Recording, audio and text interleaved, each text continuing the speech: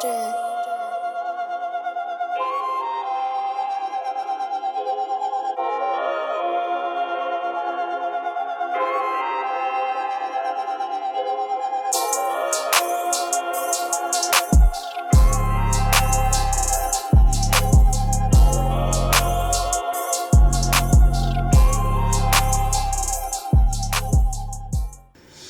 All right. Hello, everyone, and welcome to Sirr's Movies, the official podcast of SirWaka.com. Now, this is episode 1, so this is a work in progress. I'm still tweaking the formula, but thank you for joining me. Basically, I started this podcast because I couldn't find enough podcasts that discussed current movies. You know, I'm a big movie fan, so I like to go out to the movies, and I'm a big podcast fan, so I like, listening to people's takes before I go see to make sure it's good. I don't really like reading reviews online, I like listen to podcasts while I'm at work and whatnot. And I couldn't find enough that fit the bill. So, be the change you want to see in the world. Hoping there are enough people out there like myself that like to see weekly movies. So maybe I'll find a few people that are interested in hearing what I got to say. Basically, the general outline is going to come in 3 parts for this. It'll be what I saw. It'll be just a brief outline of, movies I've seen in the past week. What I want to see. That'll be obviously trailers and whatnot, something that's upcoming. And then it'll be a full review of whatever the weekly movie is. So, without further ado, let's jump into what I saw.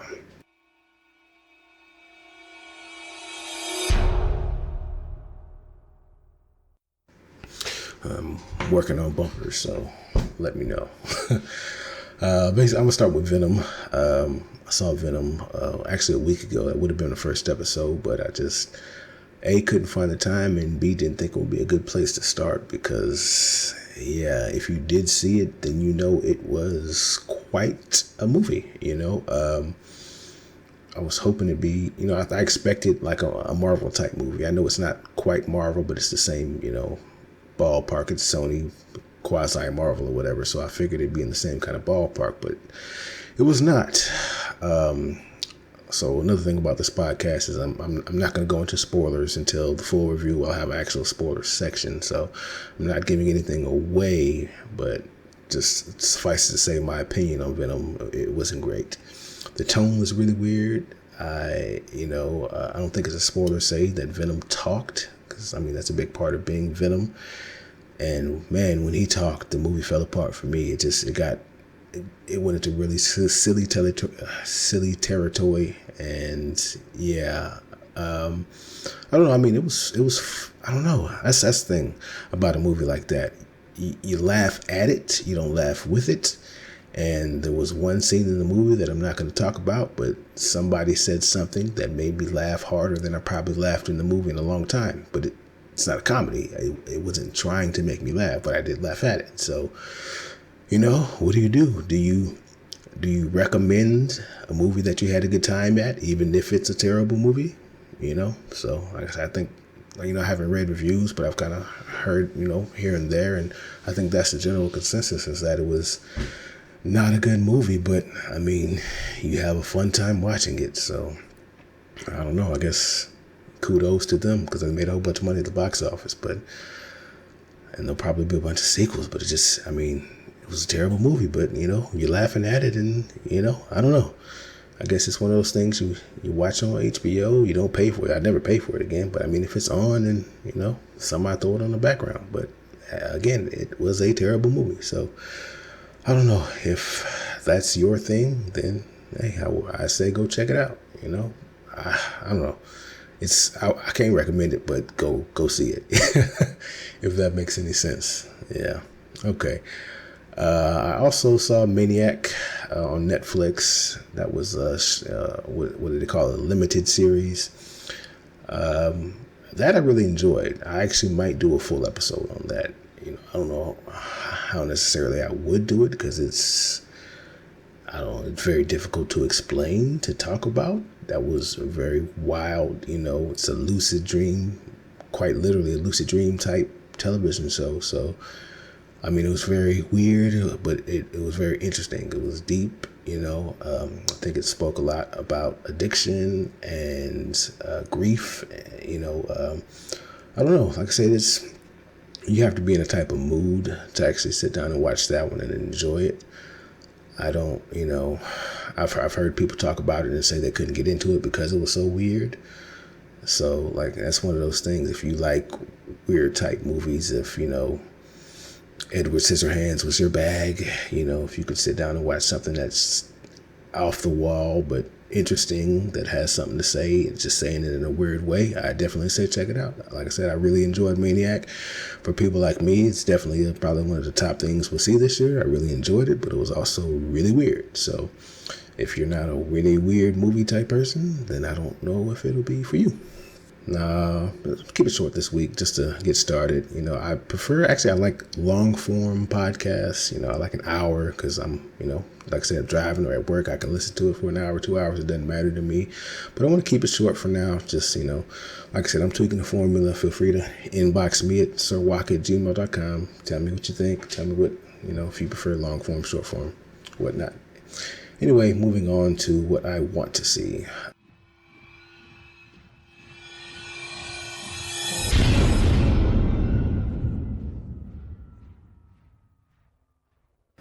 Normally these would be probably trailers for movies I saw, before the main movie, whatever the week. But a lot of times they'll overlap. So, just something I saw on TV, whatever, a preview for an upcoming movie. Today I'm going to list two. Nobody's Fool, the Tiffany Haddish movie. I want to see it because I like comedies, but I don't want to see it because it's Tiffany Haddish doing Tiffany Haddish.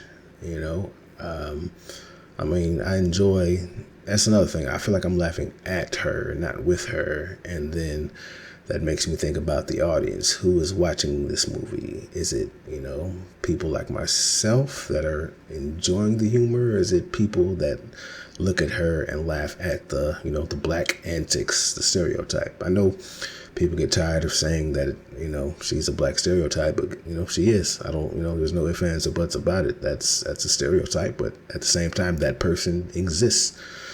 So, I don't know, it's weird. I feel like the girls trip was a nice, if it was a role, it'd be fine, but I feel like she's typecast. I feel like every movie is the chick from Girls Trip. And if that's her, that's fine, but at the same time, I don't know if I want to see that over and over again. I don't know if that's a good image for us to have, but, and besides that, I feel like it's the Kevin Hart shtick, and Kevin Hart had his stand-up. That's what kind of ingrained us to him, and we kind of cut him some slack when we got tired of Kevin Hart because he still did good stand-up shows, and he's very positive, and he does stuff for other comedians and whatnot. So, the shtick kind of grows old, but also he's a good comedy actor, and it's not the same kind of shtick every time. So we kind of cut Kevin more slack, but Tiffany is basically a female Kevin Hart without the stand-up routines. I know she does stand up, but like Cat Williams said, I can't name any Tiffany Haddish jokes. I'm not, buckling from laughter at the stuff because it's pretty much the same stuff. It's what she does. It's the same type of character, So more power to her, but I hope she kind of diversifies. I'll just put it like that. Next up is going to be Green Book. That I actually hadn't heard of until I went to see The Hate You Give, which will be this week's full review. Actually, Mahershala Ali was in like 16 of the trailers, so he is killing it. I'm really looking forward to see what he does in the future. I don't know if it's a cliche to say it, but I feel like that's, the new Denzel. Denzel was in everything. He was a great actor and all that kind of stuff. And I feel like that's what Mahershala Ali is gearing up to be. He's in serious roles. He's a handsome man. He's a very good actor. So I feel like if, I don't know who else I could call the next Denzel other than him. And Green Book is one of those, serious roles. I feel like I know what it's going to be. If you've seen the trailer, then it's, he's a black man in the South, in the 60s. So how that goes. And he's a pianist, and he needs a driver who's a white guy, who's a stereotypical Southern white guy, blah, blah, blah. So you know how they'll make friends, whatever, So I know how it's going to go, but the actual trailer made it look like a good movie. And Mahershala Ali is a great actor, Viggo Mortensen. I love, him in the Lord of the Ring movies and the other serious roles he's done. So, I mean, it'll probably be a good flick. I'm not going to get any surprises out of it. You know what you're going to see, but you're going to see it done well because both of them are great actors. And like I said, I want to support Mahershala Ali and see what else he does, He was great in Moonlight, and so he's done 65 things since then, and all of them look great. So I'll definitely probably go check that out. It doesn't look like it's going to be a big crowd pleaser, so I like to support movies like that, movies I think are going to be interesting. And I got the AMC, their Movie Pass thing, the AMC A-List, that's what it's called. I used to have Movie Pass, but Movie Pass, even though it was cheaper, it was terrible. It just, apps wouldn't work half the time and all that kind of stuff. So, okay, so moving on to our full review, which is going to be The Hate U Give. Something for my godson Elijah and a little girl named Corinne. Man, you coming at me for my music, but you listen to this old stuff. Old stuff? What? You better get up out of here with all that. Pocket's the truth. Well, I got a boyfriend. Yeah, I heard, but it's all good. Really? We've been together our whole lives, Star. We got time. My name is Star.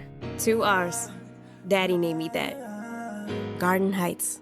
Mama and Daddy says our life is here, because our people are here. We got Mr. Rubin's barbecue, Mr. Lewis's barbershop, and Daddy's store. The high school is where you go to get jumped, high, or pregnant. We don't go there. Williamson is another world, so when I'm here, I'm Star version 2. Yo, those kids are lit. Basically, Williamson Star doesn't give anyone a reason to call her ghetto, and I hate myself for doing it. Until the weekend comes around. I get those goosebumps every time. What's up? Where you been at? Man, I know you be hanging with all the white kids. Shut up. Yeah, when you're not around, when you go that to the side. Out of the car. Yo, Star, you okay? Go back where he told you. Khalil, I'm not playing. Go back where... What did you do?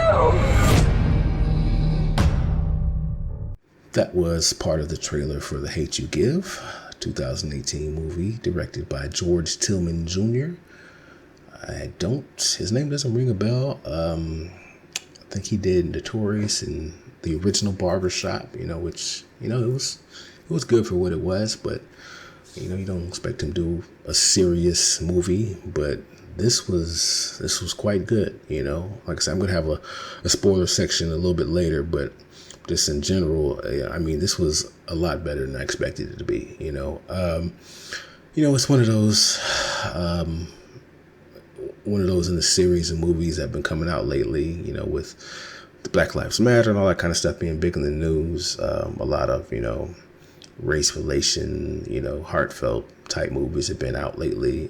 Blind Spotting, I don't know, you know them all, but like I said, that's really like the good version of those have been Ryan Coogler's bag lately. The Fruitvale Station. He's only done 3. Black Panther was, oh my gosh, I wish I was out. I wish I had a podcast from Black Panther because that I could have spent 2 hours on that one. I love that from top to bottom. That was phenomenal. So, I saw it 6 times in theaters. I love Black Panther. So ask me about it.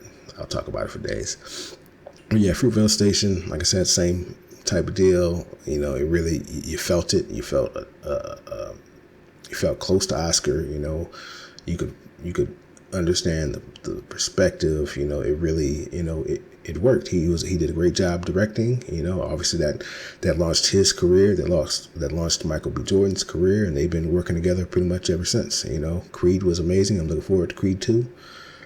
So like I say, Ryan Coogler is doing his thing, and like I said, I thought he kind of had a lock on the black movie that you feel tense about and really works. But this one hit the spot. It really makes you feel black existence.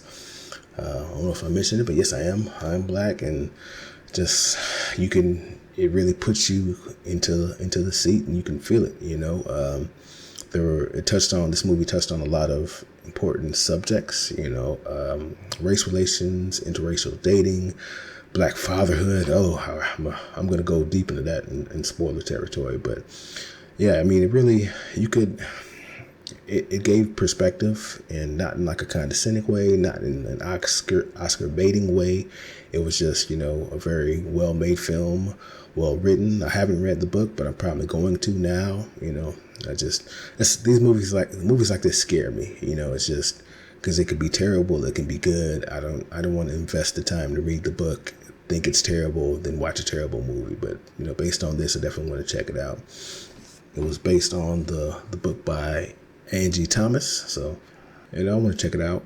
Amanda Steinberg, she's been doing really coming up lately. She was I think Rue in the Hunger Games, and she was in everything. I didn't watch that, but it looked like a good teen kids movie.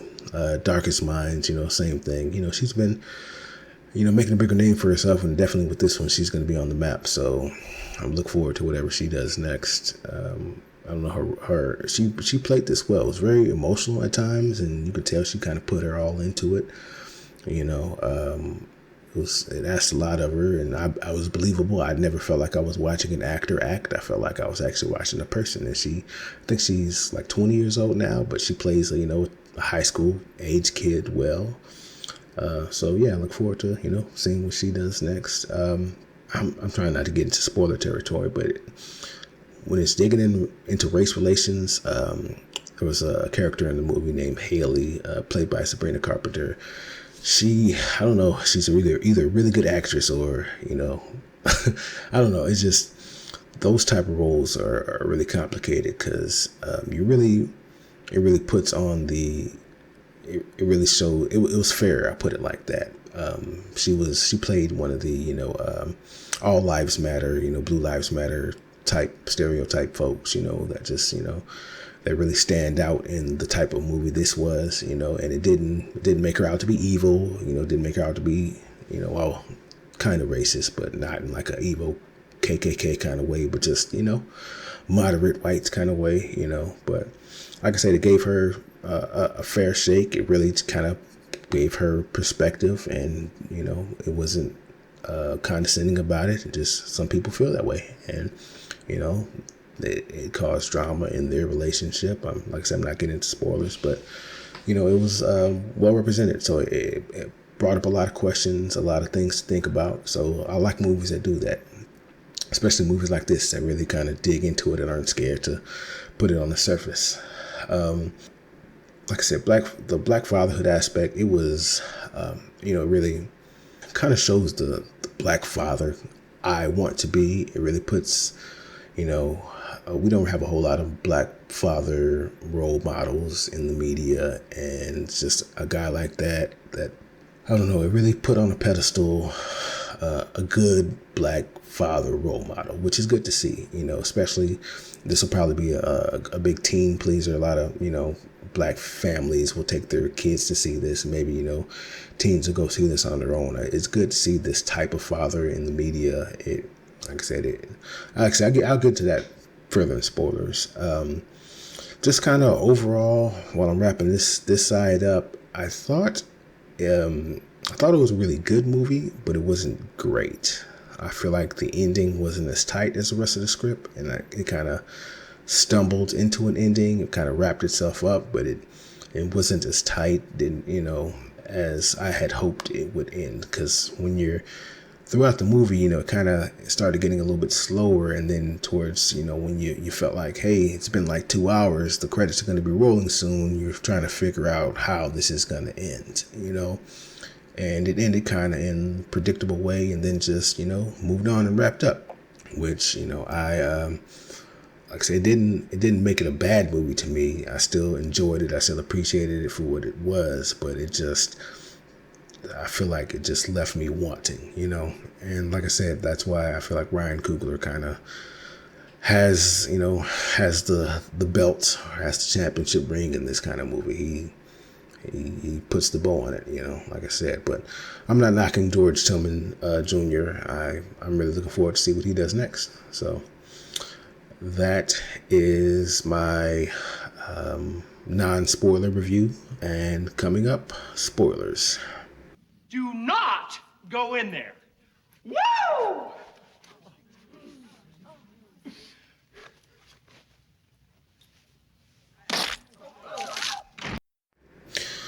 All right, welcome to the spoiler section. Like I said, as I said, I'm working on bumpers. Let me know what you thought about that one. I'm working on some more. Try it out, see what works best. I think I want to start at the shooting. Kind of the pivotal moment that kind of sets this whole movie off. It was tense. I was emotional. I'm not gonna lie to you. I was tearing up. It was hard to watch. I could 100% see myself or my child in that situation. Just, hey, I'm not doing nothing wrong. So what? He can't arrest me for just being black. He wasn't being overtly disrespectful. He wasn't being hostile. He was just, not being submissive, and it's a shame that you have to be submissive or else you're a threat if you're black, so I don't know. It was hard to watch. Like I said, it made me tear up. And when she started crying, when, he reached in, tried to grab a brush and got shot, pow, they didn't kind of cue the music up, but it just happened, it shocked you just as much as it shocked her. And like I said, that was really a tense moment. It was hard to watch it. It shook me, so like I said, that was very well directed, very tense. You really felt that moment, so it helped the rest of the movie, when you experience that with her, seeing her go through that and actually feeling it with her, it put everything else into perspective. And to the cop's perspective, like I said, Common, we got to appreciate Common. He does a great job. I don't think he's the greatest actor in the world, but he fit the role. He did the job he was required to do, and I always look forward to seeing him in movies. But yeah, when he said, if it was a white guy, I would have told him, put your hands up, whatever he said. It's and to be fair, it's understandable when you're in a very crime-ridden area and all the people committing crime are young and black. You're more on guard than you are with an older white man. I don't think that's unfair to say. Now, the reason there are so many young black men committing crime, and that's a perpetuating cycle, that's a whole different argument. But just, from, like I said, the movies being fair, to the police officer and to the friend, if it's dark, he reaches inside the car, you're already jumpy, you might shoot. Now, the fact that he's jumpy, the fact that they're not trained to, wait till they see a weapon, that's a whole different argument. Because, like I said, that's real life, that happens all the time. And I don't know, you get desensitized to it, and until you're sitting next to the car and you see your old high school friend get shot, and it's rough, and that's reality. And that's why movies like this should exist and should keep existing, because it's a difficult conversation no matter how you shake it. Like I said, and if that was my son, I'd be out there rioting just like anybody else. But if that was my, brother, the cop, you'd understand he's in a tough situation. But the fact that this keeps happening, the fact that black people are treated how they're treated, it's, I don't know. That's a longer conversation. But like I said, I'm glad this movie exists.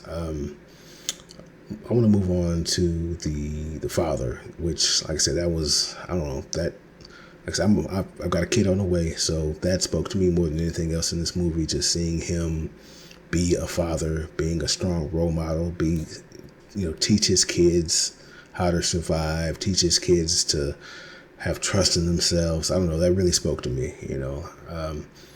I just seeing, you don't see a whole lot of that in the media these days. You got the Bill Cosbys, which we don't have the Bill Cosby anymore. You got the Uncle Phils, you got Anthony Anderson on Blackish. He's a good black role model, but it's a different thing.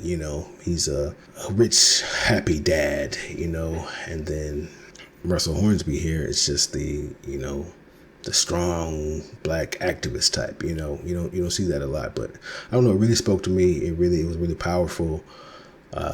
I really enjoyed seeing that character. I hope I see him do more acting. You know, like I said, just so far as this movie, I mean, you really felt everything that he's gone through. You felt the love he has for his wife, for his family, you know, for the children. It's just, I don't know, that was really powerful to me. And, you know, I wish I had somebody here I could go back and forth with that about, but just, I don't know, that really spoke to me. So I really appreciated the black fatherhood aspect of this movie, especially, you know, it showed the other side of it, you know, Anthony Mackie, you know, being the drug dealer, doesn't care about his family, don't care about his kids, you know, beating up on kids, you know, about to kill a man in front of his family, you know, that exists too. That black father exists too, you know, but it's good to see the dichotomy, and it's good to have, you know, role models we can look up to in the black community. So, like I said, really enjoyed seeing that. And once again, the ending, that just felt kind of weak to me. Shout out to Issa Rae. Sorry, I haven't mentioned her, but she did great. You know, I honestly haven't watched Insecure because it's not really my bag, but she seems like a great actress. And, you know, if she does more roles like this, I'd be interested in seeing it. I put it like that. Like I said, it's just Insecure is not really my bag. But so far as the, you know, the riot, and then she spoke up on the microphone, I guess it was supposed to, you know, have an impact when nothing really changed by her speaking, but it just really felt anticlimactic. The fact that she happened upon the march, you know, happened just in time to her to find out that they weren't gonna go to trial. You know, it just felt really kind of, I don't know, blasé, cliche. Just didn't really land for me. It felt just kind of expected that's what was gonna happen, and you know, and then the movie ended. You know, it just, I don't know, it didn't really hit me the end the way I kind of hoped it would. And I hope they kind of, I don't know, I wish the script was a little tighter. I wish they, I don't know, did something more on the end to make it feel like an ending. I just feel like it kind of faded away, you know, but I don't know, maybe that's a me thing. You guys let me know what you thought. I think that'll be it for this episode. Like I said, appreciate you sticking with me. I'm going to try to see if I can keep doing this every week. Maybe get some guests every now and then. But yeah, thank you for listening to Sirr's Movies. Once again, the official podcast of SirWalker.com. I am Sterling, your host, and I will see you next time. Thanks for listening.